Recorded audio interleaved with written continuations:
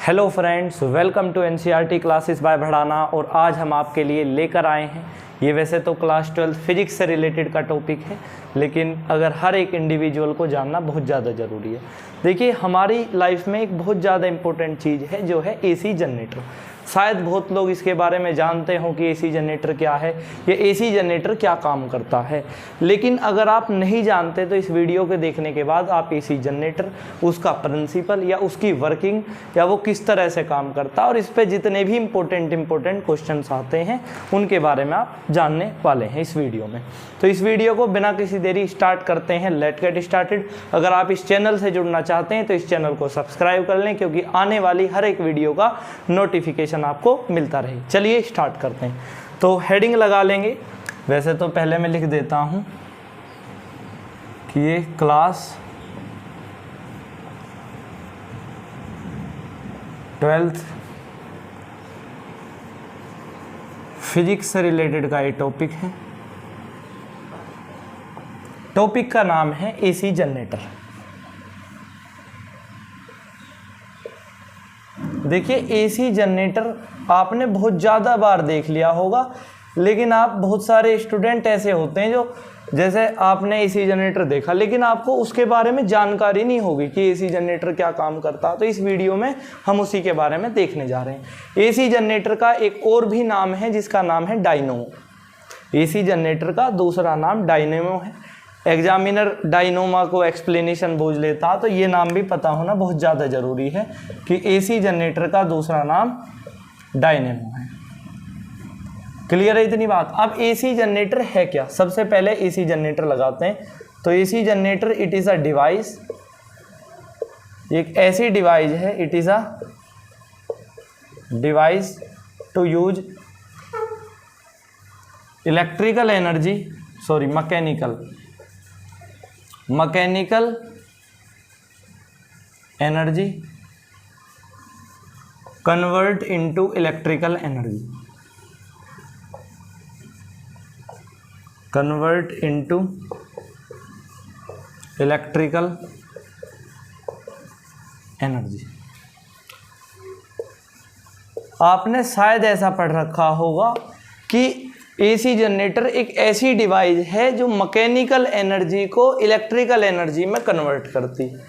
या आपने ऐसा अपने आसपास देखा होगा कि जब घरों में बिजली चली जाती है तो बहुत पुराने एसी जनरेटर रखे होते हैं, पहले बहुत ज़्यादा होते थे, तो उसे लाते हैं और उसे स्टार्ट कर कर घर में बिजली आ जाती है। वो कैसे आती है उसके सभी के बारे में आज हम इस वीडियो में देखने जा रहे हैं। तो एसी जनरेटर एक ऐसी डिवाइस है, उसमें मैकेनिकल एनर्जी होती है और वो मैकेनिकल एनर्जी को इलेक्ट्रिकल एनर्जी में कन्वर्ट करती है और हमारे घर में लाइट आ जाती है। तो इसी के बारे में हम बात करते हैं। अब एसी जनरेटर का प्रिंसिपल किस चीज़ पर बेस्ड है। देखिए, प्रिंसिपल का मतलब होता है कि एसी जनरेटर किस तरह काम कर रहा है। एसी जनरेटर किस तरह काम कर रहा है, ये होता है कि भाई एसी जनरेटर का प्रिंसिपल, कि एसी जनरेटर किस तरह काम कर रहा है, this is called as AC generator principle. तो स्टार्ट करते हैं एसी जनरेटर प्रिंसिपल। हेडिंग लगा लेंगे कि एसी जनरेटर के हम प्रिंसिपल के बारे में बात करने जा रहे हैं। तो एसी जनरेटर का जो प्रिंसिपल है, it is based on Faraday law,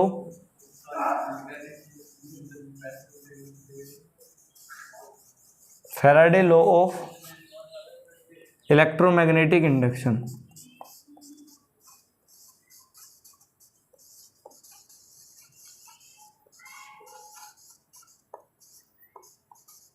Faraday law of electromagnetic induction, इसका जो प्रिंसिपल है वो फैराडे के लॉ पर बेस्ड होता है। It is based on the Faraday law of electromagnetic induction, कि जो फैराडे है, फैराडे जैसे काम करता है उसी तरह एसी जनरेटर काम करता है। फैराडे ने बताया था कि अगर हम किसी कोइल के पास किसी मैग्नेट को ले जा रहे हैं या उसे ला रहे हैं, उस दौरान फ्लक्स चेंज होता है और फ्लक्स के चेंज होने से या मैग्नेटिक फ्लक्स के चेंज होने से ईएमएफ इंड्यूस होती है और वो बराबर होती है negative rate of change of magnetic flux के। आपने पढ़ा होगा कि E equal to -n d phi upon dt। कि फ्लक्स के चेंज होने से ईएमएफ इंड्यूस होता, negative rate of change of magnetic flux के इक्वल होता। पढ़ रखा होगा ऐसा आपने बहुत पहले पढ़ लिया होगा, ये चैप्टर नंबर 6 में ही पढ़ा दिया गया था। अभी हम टॉपिक वाइज वीडियो ला रहे हैं, इसके बाद चैप्टर वाइज भी आएंगी जो क्विक रिवीजन कराएंगी कि भाई 1 घंटे में क्विक रिवीजन होगी। तो इसे नोट करना हो नोट कर लें। ध्यान रखें, एसी जनरेटर एक ऐसी डिवाइस है जो इलेक्ट्रिकल एनर्जी बनाती है, यानी कि मैकेनिकल एनर्जी को इलेक्ट्रिकल एनर्जी में कन्वर्ट करने की ताकत रखता है एसी जनरेटर। एसी जनरेटर का दूसरा नाम डायनोमा होता है और एसी जनरेटर का प्रिंसिपल फैराडे के लॉ पर बेस्ड होता है। और फैराडे ने बताया था कि अगर किसी कोइल के पास मैं मैग्नेट को ले जा रहा हूं या मैग्नेट को पास ला रहा हूं, उस दौरान फ्लक्स चेंज होता है या मैग्नेटिक फ्लक्स चेंज होता है और उसके चेंज होने से ईएमएफ इंड्यूस होती है जो बराबर होती है negative rate of change of magnetic flux के। नोट करना हो नोट कर लें।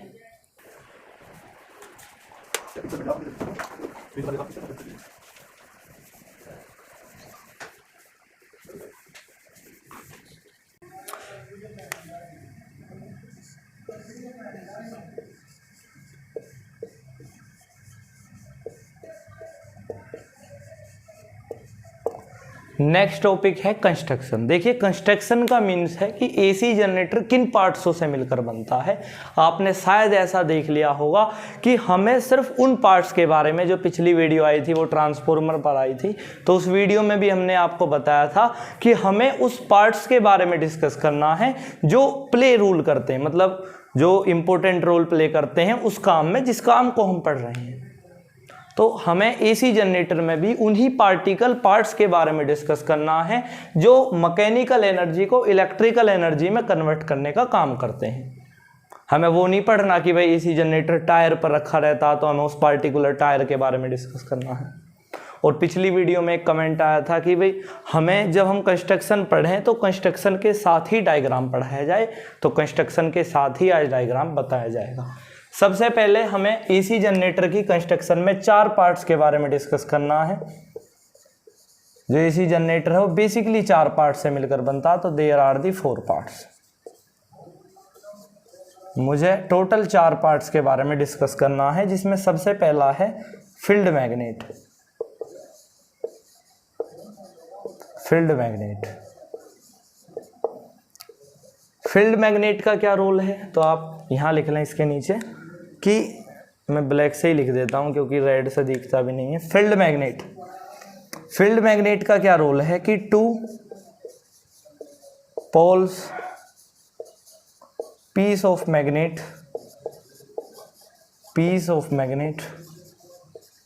Magnet to produce magnetic field, to produce magnetic field.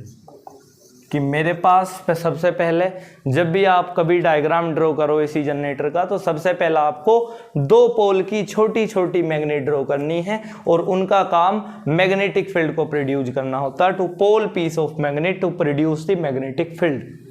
जैसे अगर मैं डायग्राम यहाँ पर ड्रॉ करने का प्रयास करता हूँ, साथ के साथ डायग्राम ड्रॉ करेंगे, तो diagrammatic view of AC generator. AC generator का डायग्रामेटिक व्यू हम साथ के साथ बनाने का प्रयास करेंगे। मेरे पास कोई 2 मैग्नेट है, जैसे मैंने एक मैग्नेट यहां बना ली। कोशिश करते हैं अच्छी बने, और अच्छी ना अच्छी बनने से कोई खास प्रभाव पड़ता भी नहीं है। ऐसा हम कोशिश करेंगे कि भाई अच्छी जो है अच्छा डायग्राम बने, लेकिन अच्छी और ना अच्छी बनने से कोई ज़्यादा कोई खास प्रभाव पड़ता भी नहीं है। मैंने ऐसा एज्यूम कर लिया कि भाई ये नॉर्थ पोल की मैग्नेट, और ऐसा मैंने एज्यूम कर लिया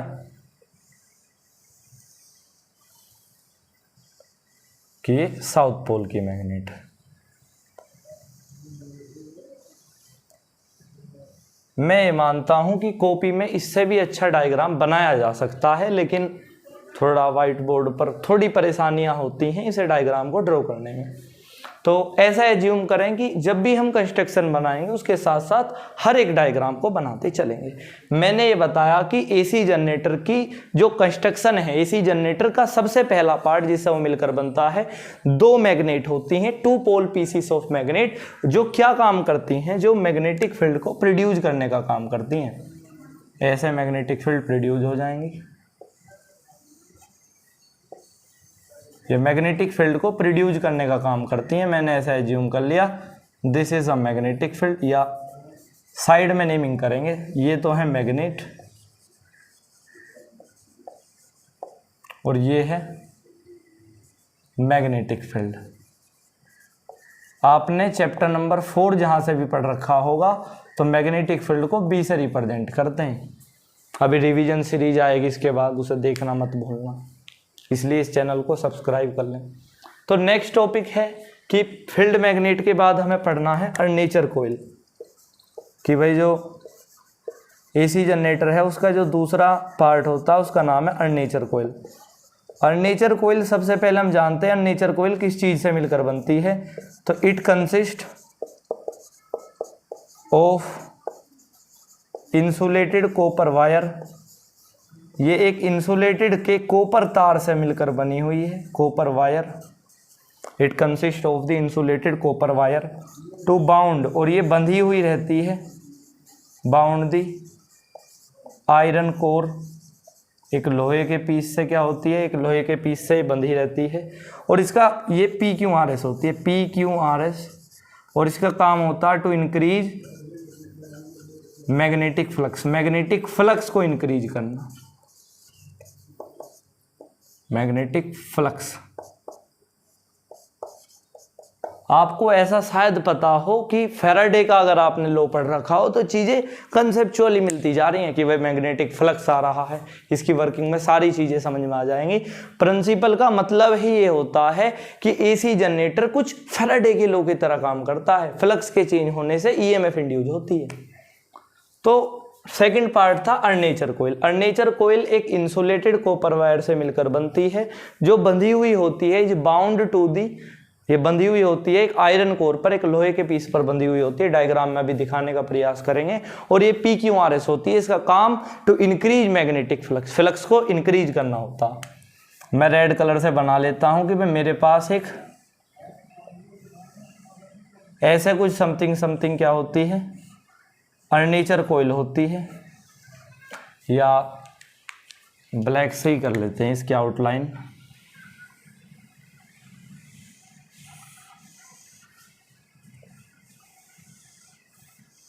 कि भाई मेरे पास ये एक अर्नेचर कोइल है, मैंने इसे PQRS मान लिया, और ये रोटेट करती रहती है। ये क्या करती रहती है, ये एक्सिस है, ये क्या है, ये एक्सिस है जिस पर ये रोटेट करती रहती है, एक PQRS। ये जो अर्नेचर कोइल है ये रोटेट करती रहती है, और इसका काम मैग्नेटिक फ्लक्स को इंक्रीज करना होता है। ये इंसुलेटेड कॉपर वायर से मिलकर बनती है, और एक आयरन कोर से इस बाउंड, यानी कि आयरन कोर से बंधी हुई रहती है। क्लियर। अगला पार्ट है, आपको इन सारे पार्टों को ऐसे ही याद करना पड़ेगा, और इसकी कोई हार्ड एंड फास्ट ट्रिक भी नहीं है। अगर आप चीज़ों को समझोगे तो फिर थ्योरेटिकल बातें आने लगेंगी, और थ्योरेटिकल बातें से सारी बातें क्लियर हो जाती हैं। नेक्स्ट टॉपिक है स्लिप रिंग्स। सबसे पहले हम स्लिप रिंग्स के बारे में डिस्कस करेंगे। स्लिप रिंग्स क्या होती हैं?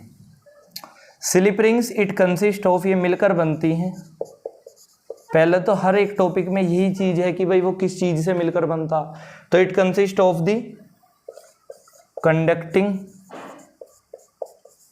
मटेरियल, ये कंडक्टिंग मटेरियल से मिलकर बनती है। It made up of the conducting material, और it conduct of the conducting material is consist of the conducting material, और द यूज, इसका हम यूज करते हैं टू, देयर इज यूज या द यूज टू, इसका हम यूज करते हैं to transfer the power, power को ट्रांसफर करने में, टू ट्रांसफर द पावर, किसी पावर को ट्रांसफर करने में हम इसका यूज करते हैं। कहाँ से कहाँ तक? अर्नेचर कोइल से ब्रशेस तक। तो दी अर्नेचर coil to brushes, armature coil से ब्रशेस तक पावर के जो ट्रांसफर का काम करती है उसे हम स्लिप रिंग्स बोलते हैं कि स्लिप रिंग्स एक कंडक्टिंग मटेरियल से मिलकर बनती है और इसका काम it use the transfer of power from armature coil to the brushes. Armature coil से ब्रशेस तक जो पावर ट्रांसफर का जो काम करती है उसे हम स्लिप रिंग्स बोल रहे हैं। स्लिप रिंग्स बना लेते हैं, आप ऐसे एज्यूमेंट कर सकते हैं, रेड से नहीं ब्लैक से बनाते हैं कि ये मेरे पास यहाँ पर दो स्लिप रिंग्स लगी हुई हैं, slip rings S1 and S2 मैंने मान ली कि स्लिप रिंग्स पेयर्स में होती हैं, तो इट कंसिस्ट स्लिप रिंग्स को S1 और S2। मेरे पास दो स्लिप रिंग्स हैं जो कंडक्टिंग मटेरियल आप अभी पढ़ोगे नेक्स्ट चैप्टरों में, और इसका यूज क्या है, ये ट्रांसफर करती है पावर को अर्नेचर कोइल से ब्रशेस तक कि भाई अर्नेचर जो इसका जो काम है वो पावर को ट्रांसफर करना है अर्नेचर कोइल से और ब्रशेस तक, ये पावर को ट्रांसफर करती है। ब्रशेस नेक्स्ट पार्ट है तो ब्रशेस को करते हैं। देखिए ब्रशेस नेक्स्ट टॉपिक, हमें टोटल 4 पार्ट पढ़ने हैं, तो नेक्स्ट टॉपिक है ब्रशेस। आप ऐसे एज्यूम कर लें कि brushes B1 and B2 are 2 carbon brushes, ये 2 कार्बन ब्रशेस होते हैं, 2 कार्बन ब्रशेस, ये 2 कार्बन के ब्रश होते हैं और इट इज़ यूज्ड, हम इसका यूज्ड करते हैं, it is used to transfer current के ट्रांसफर करने के लिए कहाँ से कहाँ तक, from stationary part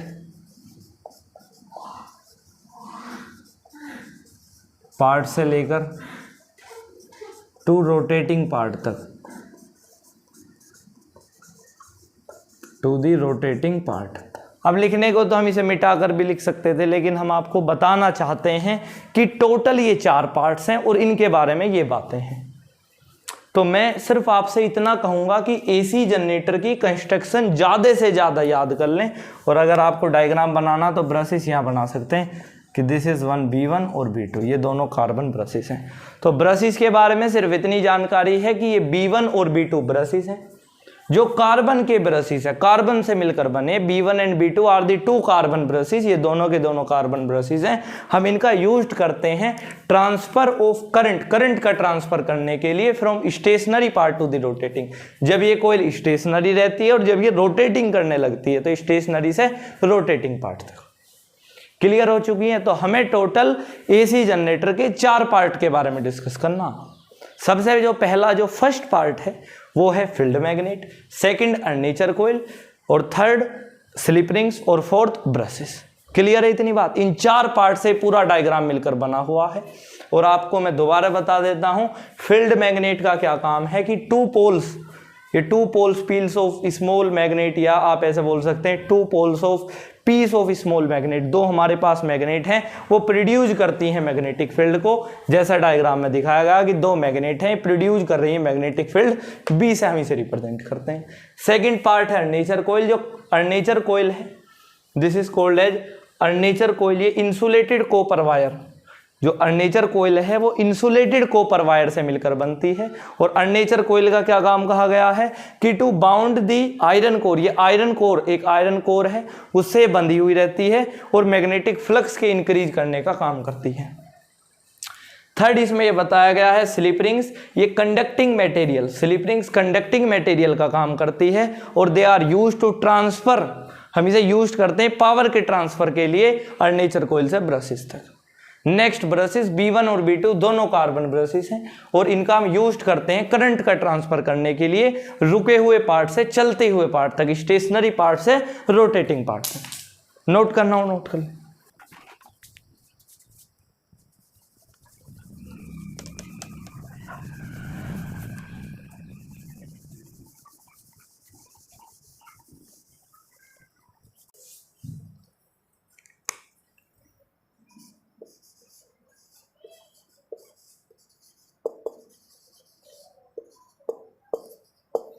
next topic है वर्किंग, कि एसी जनरेटर किसकी तरह काम करता है। और जब हमने इसका एसी जनरेटर का प्रिंसिपल बताया था कि इसका principle Faraday law of electromagnetic induction पर बेस्ड है, उसी समय बता दिया था कि ये फैराडे की तरह काम करेगा।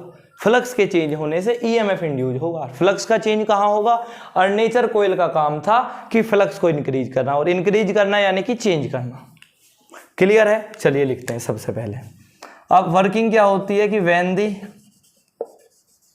आर्मेचर कॉइल, जो ये आर्मेचर कॉइल होती है, आर्मेचर कॉइल आप लिखेंगे, आर्मेचर कॉइल जो होती है PQRS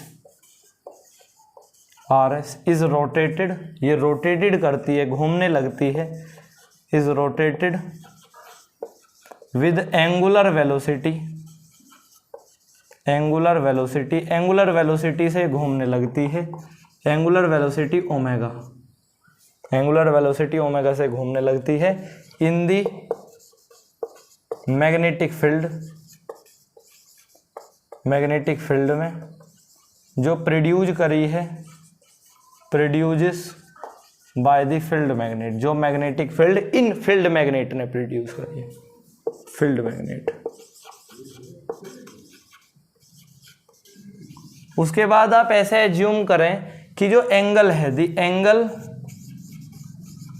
of magnetic field, the angle of, ऐसा भी बोल सकते हैं, the angle of magnetic field, जो एंगल है मैग्नेटिक फील्ड का, एंड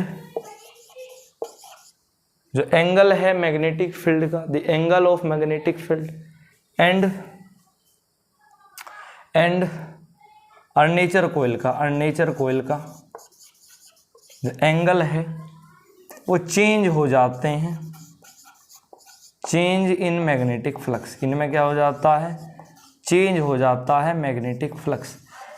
आपको ये वाली बात पता है कि जब ये कॉइल घूमेगी तो ये फ्लक्स को इंक्रीज करेगी, और फ्लक्स के इंक्रीज होने से यानी कि जो मैग्नेटिक फ्लक्स है वो चेंज हो जाएगा।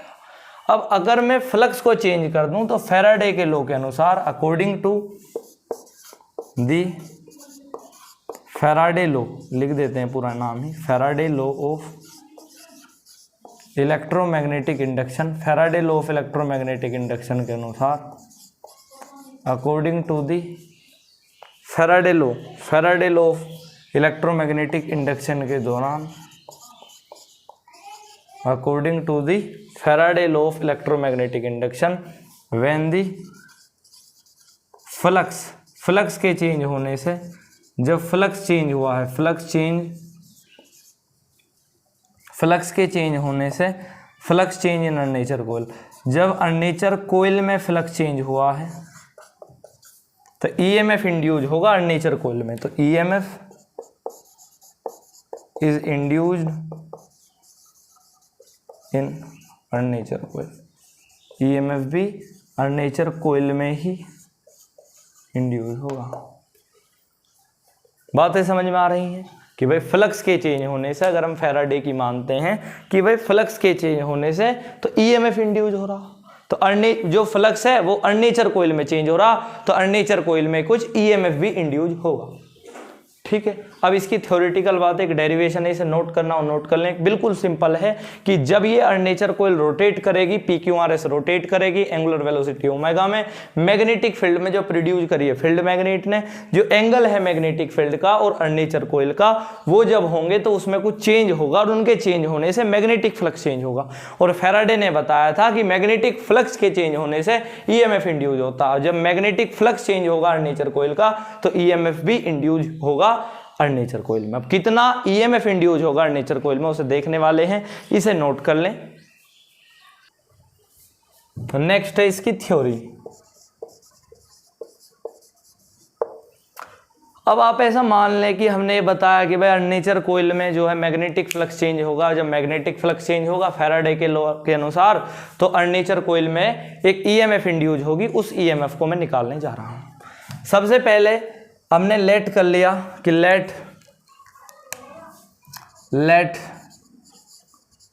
ई is induced, electromotive force induce हुई है इन दी आर्मेचर कॉइल में, आर्मेचर कोयल में, and n is the number of turn, and n is the number of turn, n क्या है, नंबर ऑफ टर्न्स है, and n is the number of turn. तो अगर मैं according to Faraday law F L का मतलब भी Faraday law है, कोई बच्चा कंफ्यूज ना हो, या E इज इक्वल टू इसका formula -n d∅ upon dt। Clear, कोई समस्या? फैराडे का law E is equal to d∅ upon dt, negative rate of change of magnetic flux. अब where phi is the, phi क्या है, angular displacement है, displacement is equal to, वो बराबर होगी, is equal to omega T के, बराबर होगी ओमेगा टी के। तो इसका formula E is equal to minus d phi, E is equal to minus d phi upon D t. तो इसका फॉर्मूला क्या आ जाएगा, फाई को मैं क्या लिख सकता हूँ, पहले बी ए कोस थीटा, भाई डी फाई बाई फाई को मैं, मुझे पता है मैग्नेटिक फ्लक्स का formula B A cos theta, तो मैं यहाँ पर लिख दूँ B A cos theta upon D T. अब मैं यहाँ थीटा की जगह पर ओमेगा टी लिख दूँ, E is equal to minus B A cos omega T upon D t, लिख दें ऐसा। और जब हमने इतनी बातें लिख दी तो मैं E is equal to minus N d, अब कोस ओमेगा टी, ध्यान से सुने, जो सारी चीज़ें कॉमन है उन्हें एक जगह लिख लें, N B A d upon D t cos omega t. अब जब मैं कोस ओमेगा टी का डिफरेंशिएट करूंगा तो वो साइन ओमेगा टी आ जाएगा, तो डिफरेंशिएट कोस ओमेगा टी, तो कोस ओमेगा टी का डिफरेंशिएट साइन ओमेगा टी, तो E is equal to minus N B A sine omega t, ये आ गया फॉर्मूला। जब हम इसका डिफरेंशिएट करेंगे तो फॉर्मूला ये नहीं बनेगा, ये बनेगा एन बी ए, इसका डिफरेंशिएट ओमेगा और साइन ओमेगा टी। भाई जब हम कोस ओमेगा टी का डिफरेंशिएट करेंगे तो क्या बनेगा, N B A sine omega t omega. तो इलेक्ट्रोमोटिव फोर्स का फॉर्मूला ये आ गया कि E is equal to N B A omega sine omega t. ये तो आपको जनरली याद भी रखना है। और where N B A omega, जो एन बी ए ओमेगा है, is the maximum M A X लिख देता हूं मैं, मैक्सिमम इलेक्ट्रोमोटिव फोर्स EMF, कि ये मैक्सिमम इलेक्ट्रोमोटिव फोर्स है। तो इलेक्ट्रोमोटिव फोर्स का formula E maximum is equal to N B A omega आ गया। ये क्वेश्चन CBSE के 2016 में पूछा गया था। अभी हम उस क्वेश्चन को कराएंगे कि find the electromotive maximum electromotive force. तो N B A omega is the maximum electromotive force, maximum electromotive force N B A omega आ गया, क्योंकि total formula N B A omega sine omega T है, ये maximum omega है, तो E maximum N B A omega आ गया। Clear है? अगर मैं यहाँ से करंट का फॉर्मूला निकालूं कि देन दी करंट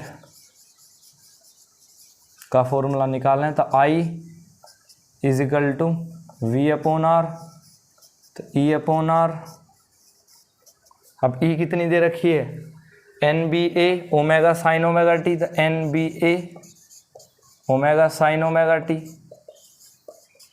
यहाँ पर मैं आर लिख दूँ, एन बी ओमेगा को मैं ये मैक्सिमम लिख सकता हूँ, तो I is equal to E maximum sine omega T upon R.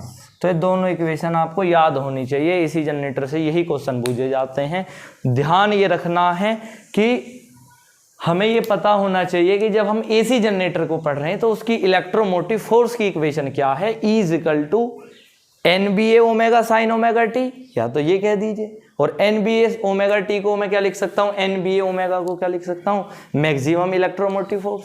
तो E is equal to E maximum sine omega t, ये है। करंट की क्या है, I is equal to E maximum sine omega T upon R, या I is equal to N B A omega sine omega T upon R, क्योंकि I का formula V upon R है according to Ohm's law. जानता हूँ कि पढ़ने का best तरीका क्या है।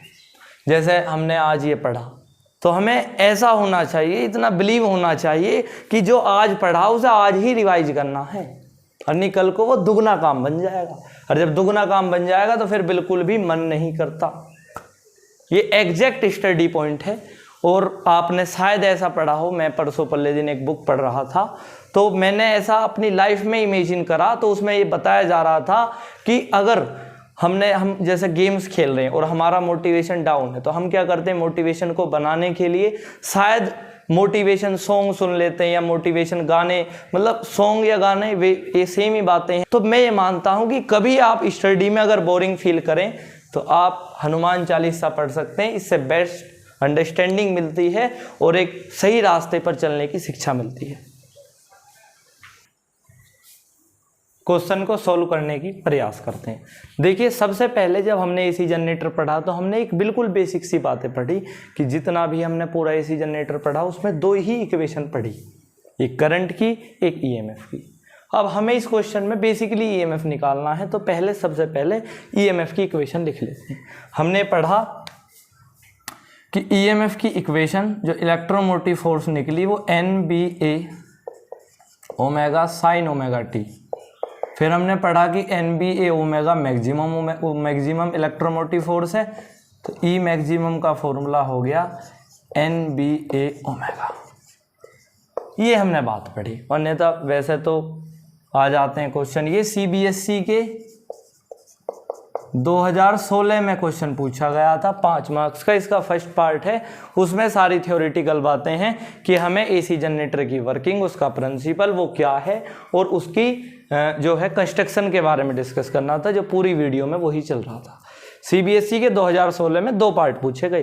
फर्स्ट पार्ट हमने पूरा वीडियो ही तार दी उसके ऊपर, और सेकंड पार्ट ये है। 5 मार्क्स का क्वेश्चन है, बहुत ज़्यादा इंपॉर्टेंट है।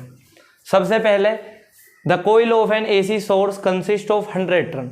जो चीज़ मुझे दे रखी है सबसे पहले मैं वो लिखता हूँ गिवन, कि भाई मेरे पास जो है नंबर ऑफ टर्न कितने दे दिए, 100 of wire of each area. मुझे एरिया दे दिया 0.5 मीटर स्क्वायर, मीटर ले लेते हैं, मीटर स्क्वायर है। The resistance of the wire 100 turn. जो रेजिस्टेंस है आर की वैल्यू भी 100 ही है, 100 टर्न नहीं होगा यहाँ पर, सिर्फ 100 होगा, तो 100 ही दे रखा, 100 ओम। तो 100 ohm. The coil is rotating in magnetic field B 8 tesla to the axis angular velocity omega 60 radian per second है। Find the maximum electromagnetic force. तो according to AC generator equation, अगर मैं एसी जनरेटर की equation के अनुसार बात करता हूं तो ई मैक्सिमम बराबर होती है N B A omega, N B A omega. या बहुत सारे ऐसे भी हैं जो इसे ऐसे लिखते हैं ओमेगा एन बी ए, अपनी अपनी वो मर्जी की बात है। मैं एन बी ए ओमेगा मर्जी होती है, इससे अच्छा वैसे ही लगता है एन बी ए ओमेगा। अब मेरे पास नंबर ऑफ टर्न 100 है, मैग्नेटिक फील्ड 0.8 है, एरिया 0.5 है, और ओमेगा 60 है। तो अगर आप इन सब की मल्टीप्लाई करेंगे तो क्या आ जाएगा, अगर आप इन सब की मल्टीप्लाई करेंगे तो क्या आ जाएगा, एक बार इसे कैलकुलेट कर लेते हैं।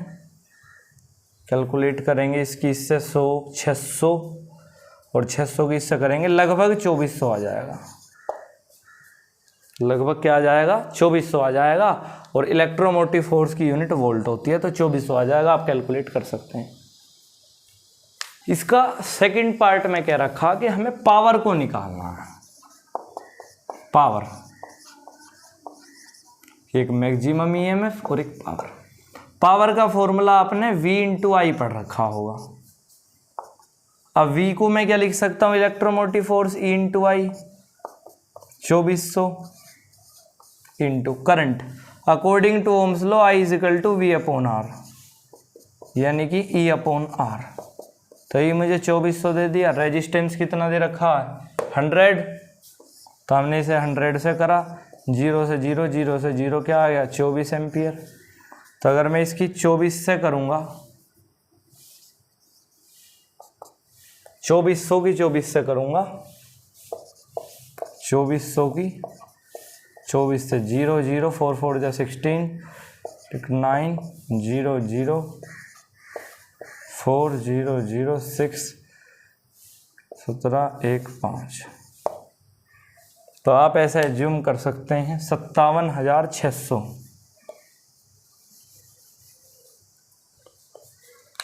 57,600 पावर की यूनिट वाट होती है। तो ये इसका आंसर है, एग्जैक्ट आंसर है।